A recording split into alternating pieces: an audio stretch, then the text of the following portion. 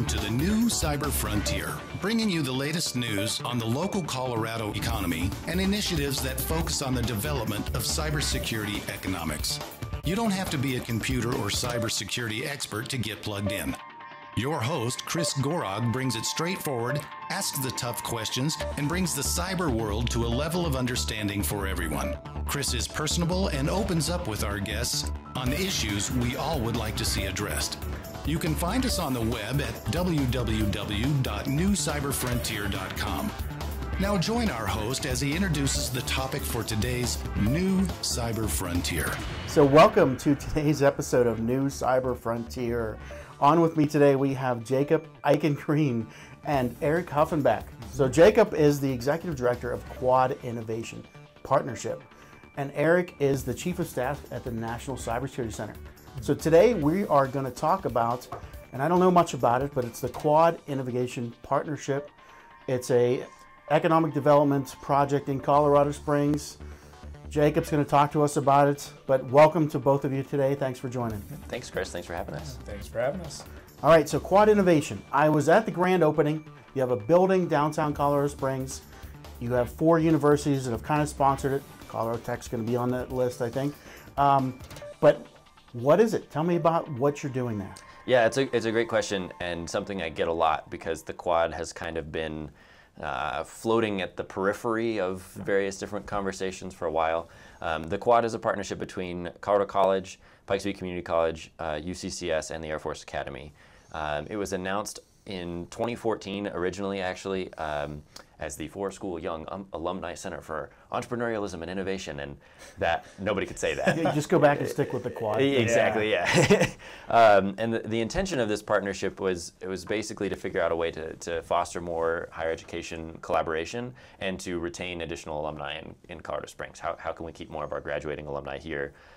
We have some of the fastest growing, highest ranked schools in the state and in the nation, and the perception is a lot of those graduates learn here and then leave. Go elsewhere. So is that backed by statistical numbers too? I mean, it depends perception. It depends on which school you're talking about. You know, Pikes Peak Community College, there's a very high rate of alumni retention by nature of the students that they serve and their focus area. Air Force Academy, nobody stays here because it's against their mission. And I was just going to say, the Air Force Academy, that's kind of a given, right? Right. Yeah. Exactly. So it's an interesting partnership. It's actually the only partnership nationally to include this breadth of higher education institutions: community college, nationally ranked liberal arts, state research institution, and a U.S. Service Academy.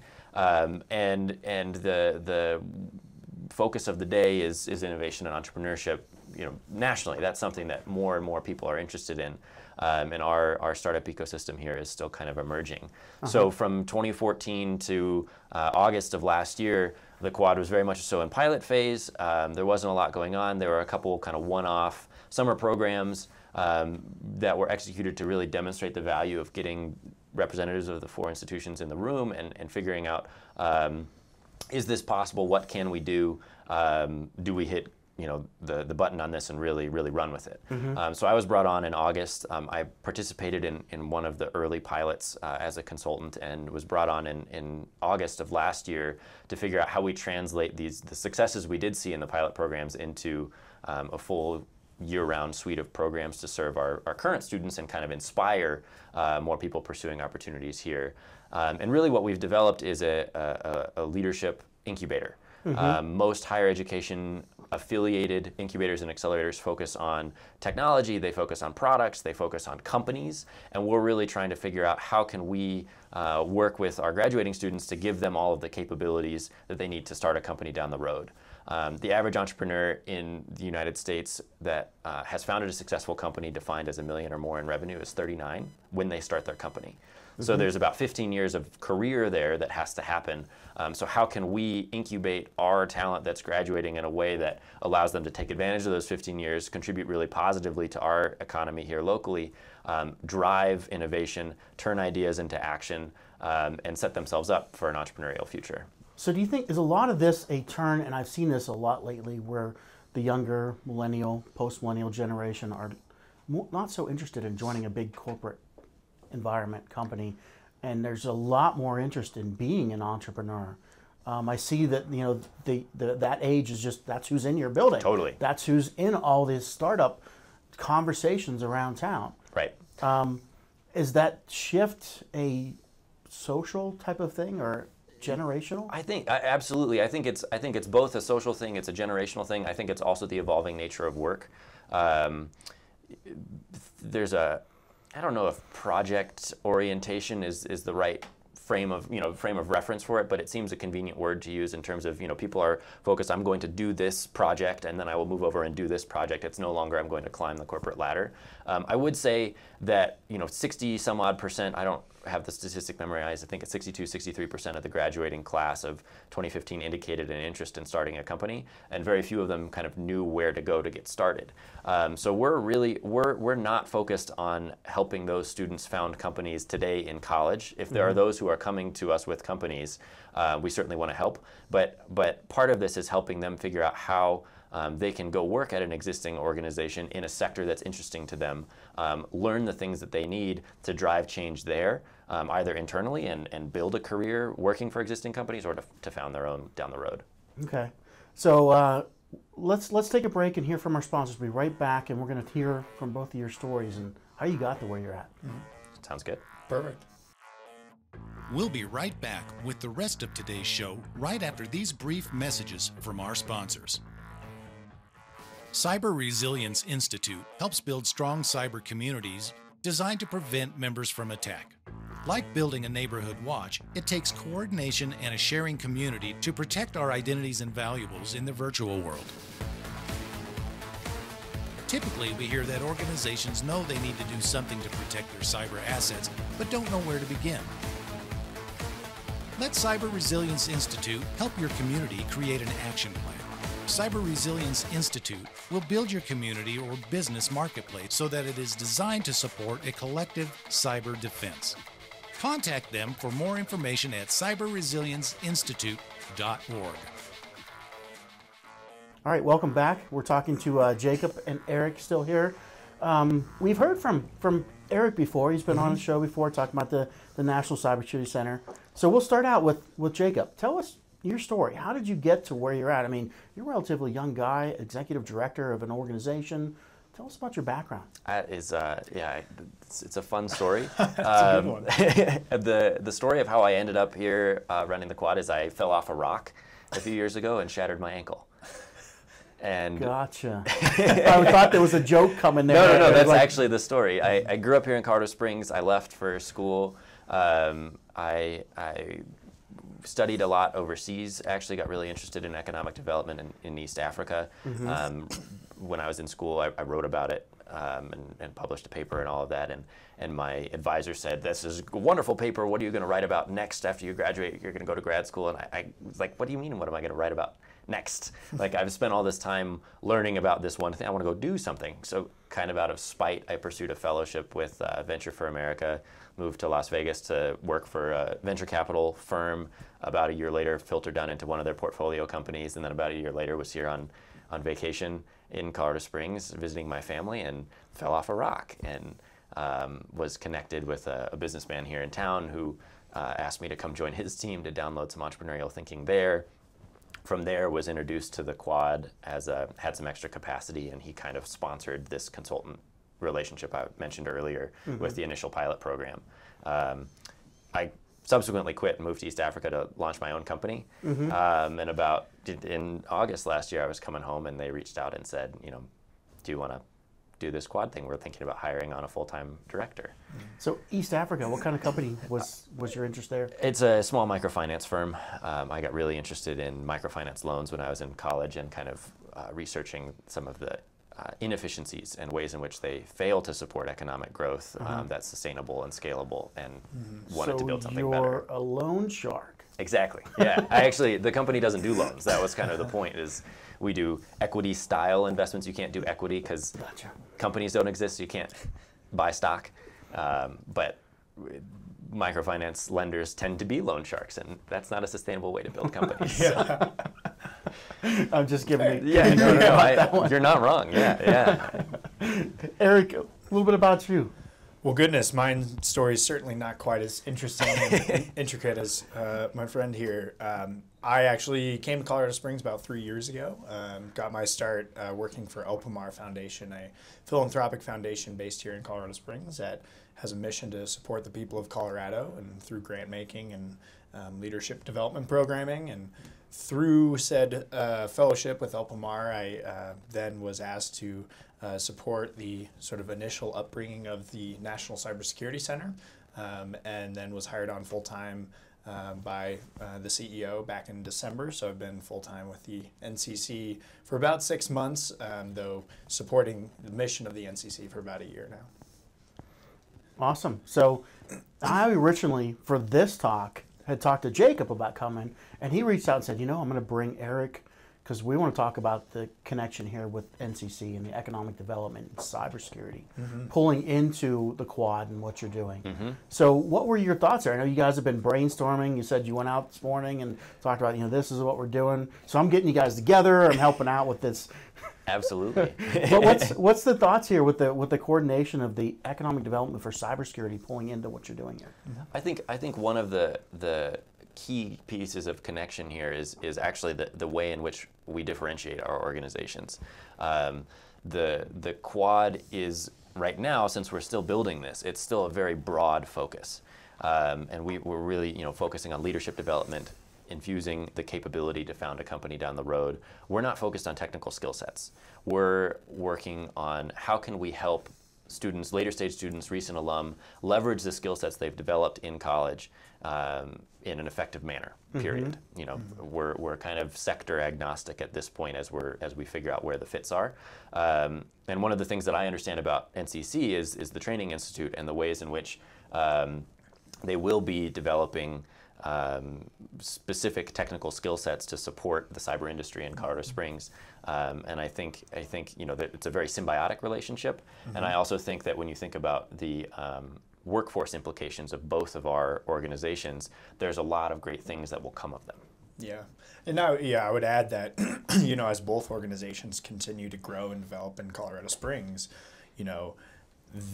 very much so, as we have talked a lot about personally outside of our respective organizations, is the more collaboration that can happen in not only Colorado Springs but nationally, both in the cybersecurity space, but also just helping people and organizations succeed. I mean, as NCC grows and continues to develop the next generation of cyber professionals, and through strong partnerships, including CTU. We can leverage the quad partnership and suggest, how can the quad resources help NCC students or trainees, and vice versa. As students are coming into the quad and thinking, oh man, I really do want to start a cybersecurity company down the road, or I want to get involved, then it's a quick phone call because the connections, the partnerships have already been made. So, as both organizations continue to stand up, their building just opened, our building will open hopefully in about 4 to 5 months or so down the road. We're sort of at this great point where there are lots of possibilities. I think key in that too is just the activity in Colorado Springs. That's fundamental to my mission. If you look at how my impact is measured, how the quad's impact is measured, my partner schools want to see an increased rate of alumni retention. That's what they care about. They want to see alumni choosing to stay here. They don't want to be dangling investment capital or anything in front of them and say, stay here and you get access to this, because that gets people to stay for the wrong reasons. They want people to be seeing the opportunities and pursuing them here because it's a good fit. And knowing that NCC is being built simultaneously as the quad is being built, there's a lot of different kind of nodes of activity in our town that are challenging the old narratives and really proving that the town has rounded a corner. This is an engaging place, and it's an exciting place to build an institution. It's an exciting place to build a company, and it's just a place where innovation happens, and that could mean a startup, but it also could mean change within existing organizations. Other pieces of what NCC is doing, especially some of your work with elected officials and those kinds of things, also drive change within existing institutions that create opportunities for the students that I work with to then go in and capitalize on the awareness that change is coming, change is increasing in pace, and there need to be people to drive it. And we've had some other guests on the show because there's some other say, incubators or co-working centers in town. The Catalyst campus, there's one called Epicentral, but there's a couple other like facilities that are growing with, hey, we have shared resources to bring in new startup companies. You know, when you're one person, you start with small, but you have all these resources that look like, you know, you have a fully functional office and, you know, the support of an office, and then as you grow, we give you more space until you become a company. But there's a lot of those in town here, along with what you're talking about here with the Quad Innovation. So when I was down, I've been at the grand opening you had there. I saw you have like a little coffee shop, so, you know, and then downstairs there's the innovation spaces or whatever. What are people doing there? What are you already engaged with? If my students are looking for here, you know, we are always talking about, wow, that's something that doesn't exist in the industry. You just come up with in class. Go start a company. Go develop that. Could we turn them over to you? Do they run a Quad Innovation? What's the steps here? Well, yeah, what happens? That's a great question, and I would say that, you know, we've been really intentional about how we build a physical space to fit into the ecosystem here, because you're right, we do have some really great co-working spaces. We have some really great initiatives that are coming down the road. And one of the things that we're really careful about is in this goal of retention. We don't want to be, again, building kind of a silo for our students to be working in and interacting with each other, but not building relationships in town. Okay, well, let's take a break and hear from our sponsors. We'll be right back to talk more about that and what it is that you do, how students get involved, and move forward from there. We'll be right back with the rest of today's show right after these brief messages from our sponsors. Over 3 million data breaches happen every single day. That's over 2,000 records being compromised every minute. So often, we focus on securing web data access. But what if the attackers are already inside, having gained direct access to your storage through data management software? When it comes to communications that go directly into your storage devices, make SNIA your first line of protection. SNIA's conformance testing limits outdated communications that are known to be used by attackers. It works continuously behind the background to make sure your storage is protected. To find out if your data is truly secure, visit our website at www.snia.org/cybertest. All right, welcome back. Again, we're talking to Eric from Quad Innovation, or Eric from National Cybersecurity Center, and Jacob from Quad Innovation. So, but we were talking before the break about what it is that and how students get involved. What are you doing down there? How students get involved? And we even mentioned, hey, we have students here that say, you know, especially in cybersecurity, this industry is so new and evolving, and they'll come up with something in class and be like, you need to go start a company doing that. Go run. Can I turn them over to you? How can we go through this? Right. And that's key, is that because we haven't built a co-working space down there. We've really built what we call an innovation space that is very program focused. So our programs are all focused along, you know, how do we equip students with the capacity to turn their ideas into valuable action. One of our students recently joked with me that we're training them to take over the world, and I'm totally fine if that's what, if that's what people want to say. Take over the world. So we run classes out of there. But also key in our programming are working with existing firms in town, large entities. City of Colorado Springs is certainly on the list of someone we'd love to continue working with on problems that they're facing.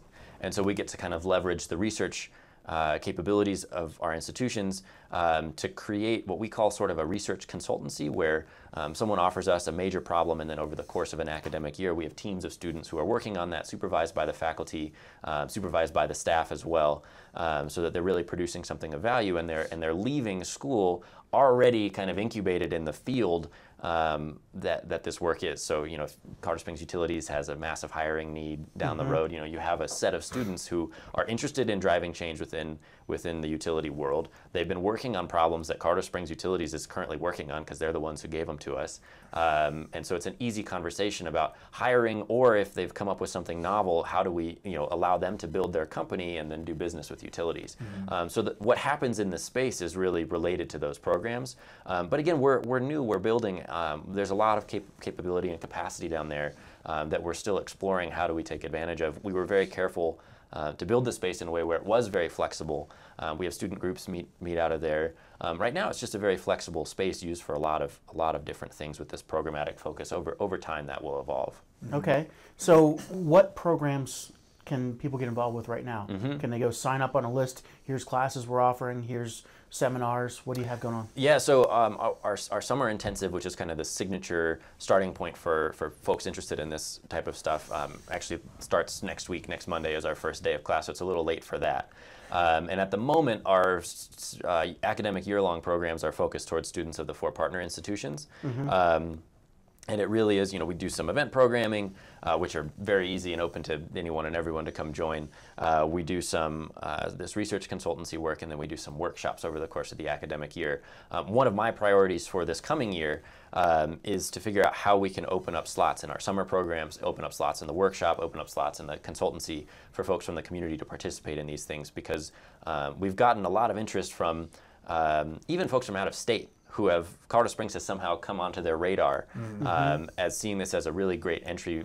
We're doing that new cyber here. Yeah, exactly. That's right. It's an entryway into the community, and I think that's another point of connection between these institutions is we haven't figured out how to open that path. It's a priority in the next year, and I know that's where Cybersecurity Center is also headed. Well, yeah, and even just brainstorming, this morning and right now is thinking, could one of these workshops, NCC partners with the quad to put on a cyber workshop for students who are really interested in going down that path, and not necessarily to the sort of technical degree that some students choose to pursue, but rather this broader innovation conversation and discussion to help them get to where they want to be in the cybersecurity field. I sort of see a lot of great synergies there between the quad and the NCC. And when you pull that together, I'd love to present, because I talk to students all the time about what it is that is needed in the industry, and a path about here's how the industry kind of comes together, here's all the pieces, here's where cyber fits in. Yeah. Now all those things don't exist yet. Go develop, go make something. Right. Slot in, exactly. Yeah. And, in NCC's facility, as we're calling it, sort of the Cyber Center of Excellence, our mission is having cyber-focused companies and students and training and all of that. Cyber Cafe, come grab a cup of coffee as well. But also, that's how we can the innovation space adds another component to those who are in the Cyber Center of Excellence, or vice versa. If someone in the quad partnership wants to learn a little bit more, take a brief training course with the NCC down the road, that's a great way to partner. We've talked about our development in terms of how do we build funnels into specific opportunities in town that are really viable. We've stayed away from cyber, as I mentioned earlier, so far, simply because there's so much activity in this space, and part of what the quad is an economic diversification play, and part of it is capitalizing on this, helping students use the skills that they're developing in school really effectively. And since there are so many organizations in the cyberspace, NCC chief among them, that are providing some of that service, we've kind of said, frankly, I know very little about cyber from a technical standpoint. So let's capitalize on some of these other opportunities, help get students with a diverse range of interests interested in Colorado Springs. But as we go through this, there are increasing ways that it's becoming apparent that it's really important that we also have this funnel into cyber. And we will go about building that in the way that we're building these funnels into other sectors, which is finding a key partner within the industry and really letting them dictate and inform us about what the needs are, what the specific opportunities are, where are the challenges, where can a group or a bunch of recent graduates really passionate about change, really passionate about innovation, plug in a way that's going to be valuable, that's going to find resources that they need to be there long term, to have impact, to be barking up the right tree, basically. And a lot of this, the conversation on cyber is usually technical. Yeah. And it needs to spin around to say, what are the business problems we're solving with cyber? Exactly. And that's really where you're like, I'd stay away from cyber, I'm at a loss because it's all technical, but it's not. Cybersecurity is the thing that ties the business, the people, and the technology together. And it's usually looked at from a technology perspective, But if we turn that around and say, for this group, for this event, for Right. these efforts, we look at it from the business perspective. That's something that definitely we need to pull together in an effort. And I hear it in your voice that technical. Well, and that's the thing too, is why I talk about it's important for us to have this partner. You know, I use utilities as the example before, and that's just an example. We're not, you know, we haven't finalized it. Utilities are we're brand new, but is that it's the quad shouldn't be the one going out and doing the needs assessment and figuring out where can a bunch of students be useful, because there are people who know that better than we do, frankly. Yeah. And if we can figure out how we can funnel our students to those needs and create this critical mass of doers that are oriented in a way where there's a validated opportunity, there's already activity. We know that, you know, there are pieces at play that they could structure in a way that's valuable to them. That's success. That's what will get them to stick around here. That's what will help them drive change that is suitable for the industry. It's what will allow them to build the relationships that will allow them to have impact. You know, we hear a lot about some of the stereotypes of our generation. Our people just want to, you know, 30,000 foot, we want to make change and have impact. And I don't think that's a bad thing at all. And I think, you know, some of those criticisms of our generation come from dots not being fully connected in terms of wanting to have an impact and not really knowing how to get there.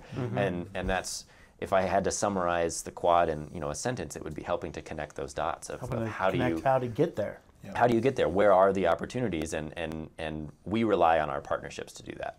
Well, I definitely love the passion here, and makes me want to jump in. It's like an inviting swimming pool. I want to, Well, I'm glad to hear that. Anyway, come for a swim. To be clear, there's no pool in the quad. No, there's no pool. But the magic question, and we always kind of run into this, you know, everybody can work so long on passion, on the great idea and changing the world, but sometimes you got to connect the people paying for that, you know, and in any startup investment community is important. How do we talk to them? How do we bring them in to jump into this pool too? Because it sounds inviting, but you know, there's no water in it right now, and I think I'm going to break my neck sometimes when I jump into that. Yeah. No, We don't want injuries. Yeah, none of that. You know, the funding landscape is certainly the challenge of today, but then at the same time, there are a lot of new, I guess, ideas that are coming up for potential areas of funding, whether that be sort of venture funds, angel investing ideas. Certainly, you know, from as NCC is a 501c3 nonprofit, you know, from a philanthropic foundation, there are more foundations around the country who are realizing how important, at least specifically, cybersecurity is. So that's one avenue that I think could potentially help move the needle a little bit more. Is like philanthropic foundations have the ability to be able to really make significant change through significant dollar investments. But I think private sector investment is also a really key component to that. I completely agree with all of that. I also think that, you know, my background in venture capital taught me to always ask the question, so what's in it for me? And so we really look at it as an equation of, you know, coming down the road in the workforce landscape in the United States. We have 80 million baby boomers set to retire. And the workforce population plateaus. We're not going to see the continued growth in the size of our workforce, yet more work is going to be demanded. And the nature of work is really evolving. So we think about, you know, what's the real value that we're providing, and who are our customers? Well, our customers are the folks who are going to be able to work with our students. Maybe they're going to hire them, maybe they're going to invest in them, maybe they're going to do business with their companies, but that's really who we're trying to serve, is, again, connecting those dots. And that demographic of folks have already indicated that they don't really know where to find the talent that they need for the 21st century either. So this is a good connection medium. How do we connect those? Exactly. And if we're listening, or people listening are in that boat, you know, we're reaching out to the investment community as well to come in and say, how can we now we're providing the pool, the connection facility. You know, we need the investors. There's lots of students here that I think we already have connected and engaged. Let's bring the other part in. Well, and it's more than just the investors too. You know, I'm going to use Colorado Springs Utilities as an example again and again, just an example, but I'm aware that Utilities has a massive retirement bubble coming, and they're also noticing a change in the dynamic of the utilities landscape. You know, this has nothing to do with cybersecurity, but I think as a utility begins to think about, all right, how do we bring in a workforce that understands the shifting dynamics of the 21st century, the increasing unpredictability, the rapid rates of technology change and technology adoption. Cybersecurity is key among that, and there's value to that utility or to whatever, put Southwest Airlines or whatever company you want into that example, and there's value there in terms of helping them find the workforce and serve the needs of the coming century. And there's an increasing awareness that this is what's coming down the pipeline. So there's value to be harnessed there. Okay. Well, we're kind of at a point where we're wrapping up. If I go too much longer, I lose people listening. But I wanted to give you guys both the opportunity to get anything out that you want people to engage with or reach out to you for and pull in, other than, bring in the money, right? Sure. Well, I'll start. I mean, at the National Cybersecurity Center, we're really growing quickly. As I mentioned, we're moving into our new facility here in a few months. But we are, definitely check us out online, nationalcybersecuritycenter.org. We've got oversight trainings for CEOs, board directors for corporations, private companies, as well as nonprofit organizations. Please let us know if you'd like to attend any of those. And we have a cyber camp this summer for high school students to get them involved into the career field. So a lot of exciting things happening at the NCC, and it's only going to continue to get better. Awesome. Well, yeah, thanks again, Chris, for having us. I think I would just add, if you're in a situation where you're staring a big, hairy, audacious problem in the face and you're not 100% what to do with it, and you also aren't 100% sure that you have the resources to tackle it, reach out. Contact information is at our website, quadcos.org, and that's what, we inspire our students by giving them those problems to work on. Awesome, and that's a great thing to have the actual problem, something to go attack. So thanks both of you for joining today, and have a great day. Appreciate it. Thanks, Chris. Thanks, Chris.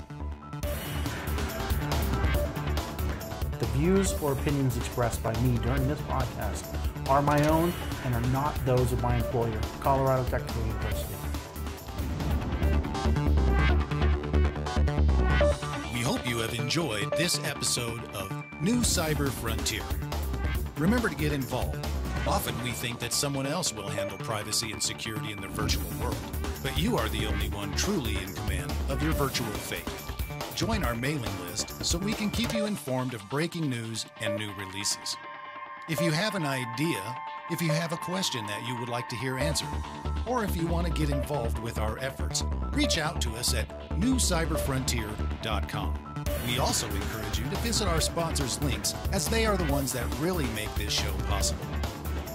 I want to thank each of you for supporting the show, and we look forward to seeing you back for the next episode of New Cyber Frontier.